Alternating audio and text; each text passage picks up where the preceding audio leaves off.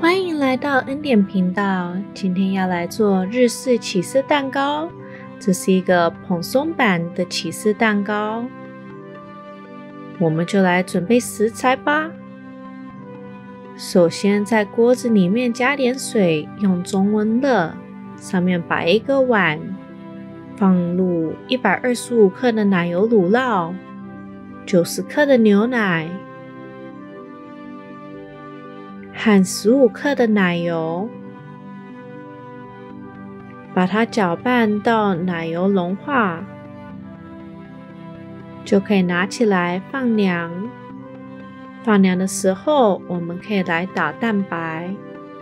这里有3颗蛋白，用低速打，打到有泡沫的时候，再加入1/8茶匙的塔塔粉。再来分3批加入30克的糖，喜欢吃甜一点的人可以多加一些糖。慢慢从低速调到高速打，打到中性发泡，再用低速打几下。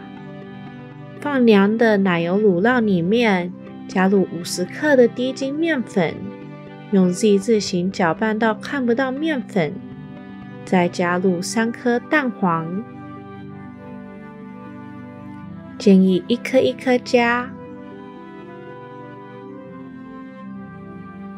把它搅拌均匀，小心不要过度搅拌。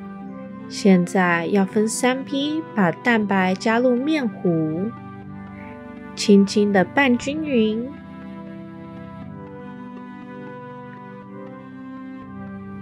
现在可以把面糊倒入6寸的蛋糕模，震几下，把气泡震出来，就可以放进烤箱烤320度30到40分钟。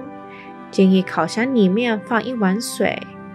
烤完后，可以把烤箱的门打开15到20分钟，让它慢慢的冷却。我们这样子就有好吃的日式起司蛋糕了，吃起来有点像戚风蛋糕和起司蛋糕混合在一起。喜欢的人请订阅、按赞、开启小铃铛，别忘了分享哦。我们下次再见。